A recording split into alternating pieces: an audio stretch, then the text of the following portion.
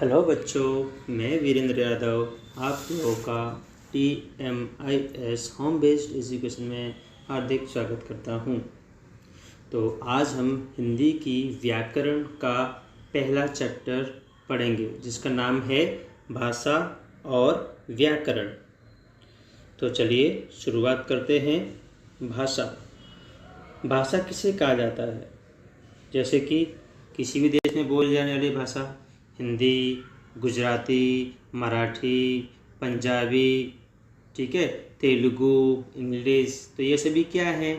भाषाएं हैं जो अलग अलग देश में बोली जाती हैं। जैसे हमारे भारत में क्या बोली जाती है? हिंदी भाषा बोली जाती है। चाइना में चाइनीज़ बोली जाती है। अगर आप फॉरेन कंट्री में जाओगे, जैसे US है, कनाडा है, तो वहाँ पे इंग्लिश भाषा बोली जाती है। तो ये सभी क्या है? भाषाएं हैं। तो आगे चलते हैं हम।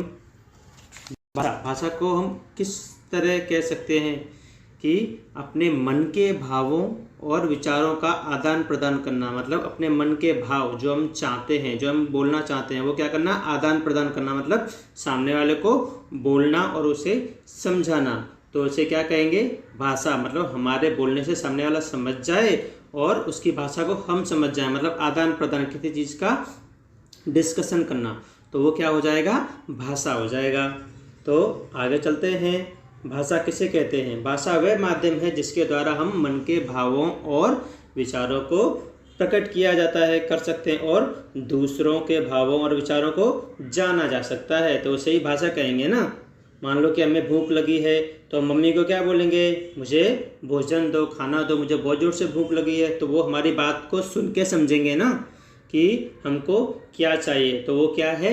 भाषा का ही एक रूप है। तो चलिए अब आगे बढ़ते हैं हम भाषा के रूप।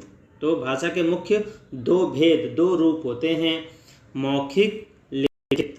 तो ये पूरी दुनिया में यही दो रूपों का प्रयोग किया जाता है। किसी भी देश में चले जाइए जहाँ पर मौखिक और लिखित भाषा का ही प्रयोग किया जाता है। तो मौखिक भाषा किसे कहते हैं बच्चों? पता है आपको? जो मुंह से, मतलब मुख से बोली जाती हो, वो क्या होती है? मौखिक। और लिखित भाषा मतलब लेखन, मतलब लिख के किसी को समझाना, बताना, तो उसे कहेंगे हम लिखित भाषा कहेंगे। आगे चलते हैं। तो मौखिक भाषा किसे कहेंगे? जैसे कि क्या है, देखो आप इसमें एग्जाम्पल दिए हैं। एक स्पीकर में चिल्ला रहा है, तो वो क्या है? कुछ भी अनाउंस कर रहा होगा, तो मौखिक भाषा हो गया, सामने वाले को अनाउंस करके। उसके बाद आप देखो दूसरे चित्र में आप देखो, एक रिपोर्टर दूसरे को कुछ पूछ रहा है, तो वो उसको बोल रहा है, कुछ आंसरिंग कर रहा है, तो वो क्या है? वो भी क्या है? भाषा का मौखिक रूप है। एक बोल रहा है और दूसरा क्या हो रहा है? उसे सुनकर समझ रहा है, तो वो भी क्या है? भाषा का रूप है, मौखिक भाषा का।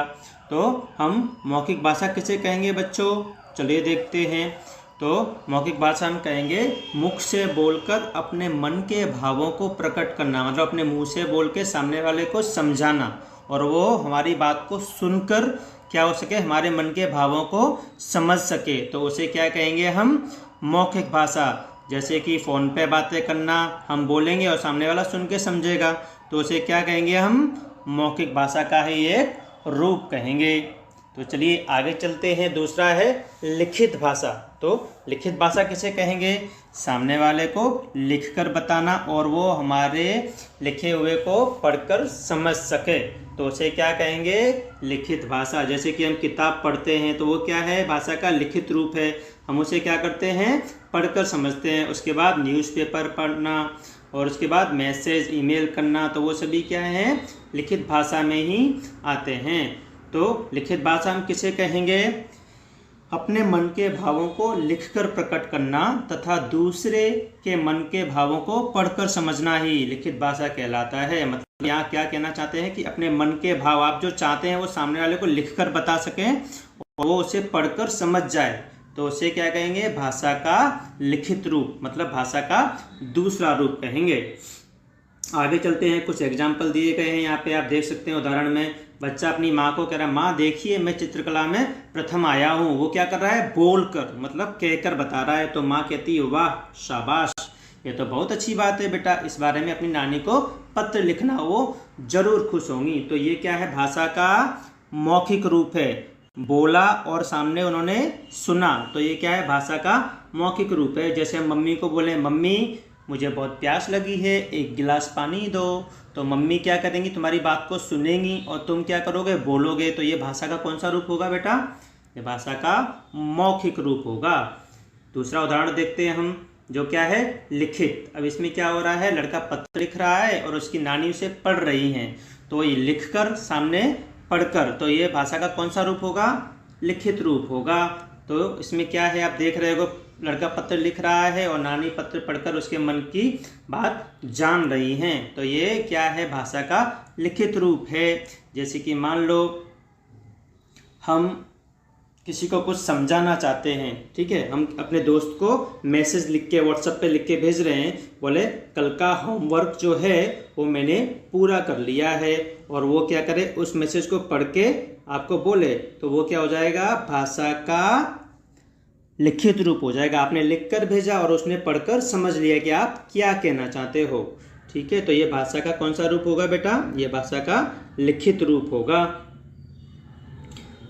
आगे हम कुछ और भी जानते हैं, जैसे कि सांकेतिक भाषा, मतलब संकेत, मतलब किसी को क्या करना, संकेत में बताना, इशारे में बताना, जो कि भाषा का तीसरा रूप है, वो मैं सिर्फ आपको बता दे रहा हूँ। जैसे कि हम देखते हैं, हम कभी अपने गाड़ी से या पापा के साथ बस में या अपनी कार में निकलते हैं, तो हम देखते होंगे ट्रैफिक लाइट देखते हैं, वहाँ पे क्या होता है, आपने ध्यान दिया होगा कि वहाँ पे लाल बत्ती जलती रहती है, गाड़ियाँ रुक जाती हैं, और हरी बत्ती जैसे ही जलती है उसके बाद क्या होता है, गाड़ियाँ चलने लगती हैं। तो ये क्या है, भाषा का सांकेतिक, मतलब इशारा, मतलब देख कर समझना, समझ रहे हो। तो इस प्रकार की भाषा को सांकेतिक भाषा कहते हैं। जैसे कि कुछ उदाहरण देख लेते हैं, मुंह पर उंगली रखकर चुप रहने का इशारा करना। कभी कभी आप क्लास में शरारत करते हो ना, देखा होगा आपने, जब कोई टीचर आता है तो आप इशारे में मुंह पे उंगली रख के बता देते हो कि भाई चलो टीचर आ गया, चुप हो जाओ, तो वो क्या है, सांकेतिक भाषा है। उसके बाद हाथ हिलाकर किसी को बाय बाय करना, मतलब मुंह से ना बोलना,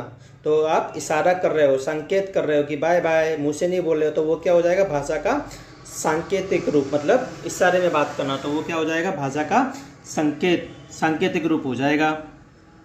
अब हम सभी जानते हैं कि मातृभाषा किसे कहते हैं, तो जो हमें अपने माता और पिता से सीखी हो, तो उसे क्या कहेंगे, मातृभाषा।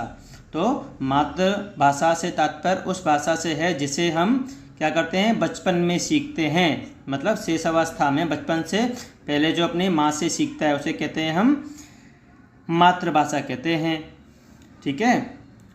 और आगे जानते हैं हम बोली, हमने सीखा भाषा और आगे हम सीखेंगे बोली। तो बोली क्या होती है, बोली मौखिक भाषा का वह स्थानीय रूप है जो किसी विशेष क्षेत्र या स्थान में बोली जाती है। बोली है जो क्या है, एक छोटे स्तर पर बोली जाती है, मतलब छोटे से स्तर पर। जैसे कि हरियाणा में कौन सी बोली बोली जाती है, हरियाणवी, ठीक है। और कुमाऊं में जाओगे तो वहाँ पे कुमाऊनी होती है, छत्तीसगढ़ में जाओगे तो वहाँ छत्तीसगढ़ी होती है, बुंदेलखंड में जाओगे तो वो बुंदेलखंडी होती है। तो ये सभी क्या है, बोली के एक छोटे छोटे से रूप हैं। मतलब बोली मतलब जो कम छोटे स्तर पर बोली जाती है उसे क्या कहेंगे हम, बोलचाल में बात की जाने वाली भाषा जैसे बोली के रूप में, मतलब छोटे स्तर पर बोली जाने वाली बोली कहलाती है। तो हम कह सकते हैं कि वो क्या है, बोली है। जैसे कि क्षेत्र विशेष में बोली जाने वाली मौखिक भाषा ही बोली कहलाती है, मतलब छोटे स्तर पर बोले जाने वाली उसे क्या कहेंगे, हम बोली कहेंगे। आगे हम जानते हैं, आगे हम चलते हैं भाषा और बोली में अंतर। तो बच्चों भाषा और बोली में क्या अंतर है, चलिए हम जानते हैं। भाषा का क्षेत्र क्या होता है, व्यापक, मतलब जो भाषा का क्षेत्र होता है वो क्या होता है, बहुत ही बड़ा होता है। जबकि बोली का क्षेत्र सीमित, बोली का क्षेत्र क्या होता है, सीमित, मतलब छोटे स्तर पर बोली जाती है बोली, वो क्या होती है, बोली। और जो बड़े स्तर पर बोला जाता है उसे कहते हैं हम भाषा। तो भाषा में साहित्य रचना एवं ज्ञान का संग्रह होता है, और बोली का साहित्य क्या होता है, कथा है और लोकोक्तियों तक ही सीमित रहता है। अब आगे चलते हैं हम राष्ट्रभाषा। तो हम सभी जानते हैं हमारी देश की राष्ट्रभाषा कौन सी है, यस वेरी गुड, हिंदी।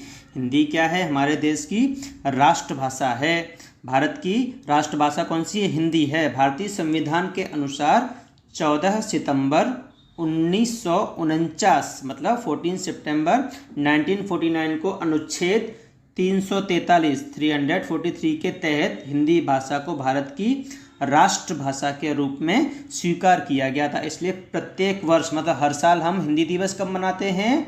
14 सितंबर मतलब 14 सितंबर को हम हिंदी दिवस हर साल मनाते हैं।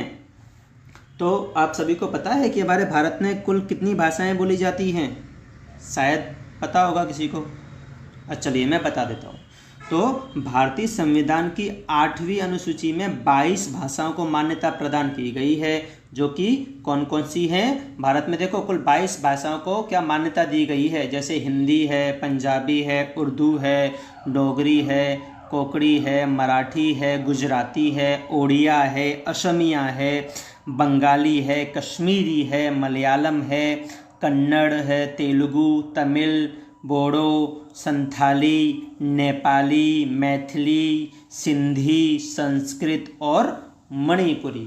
तो ये सभी क्या है? 22 भाषाएं हैं जो हमारे भारत के अलग अलग प्रांतों में, अलग अलग शहरों में बोली जाती हैं। मतलब हमें भारत के अनुसार मान्यता मिली है, भारत संविधान के अनुसार, कि हम ये 22 भाषाएं भारत में बोल सकते हैं। तो बच्चों मैं आशा करता हूँ आपको मेरे इस पहले पार्ट में भाषा के रूप और बोली समझ में आ गया होगा। हम अगले भाग में लिपि के बारे में और व्याकरण के बारे में समझेंगे। जय हिंद।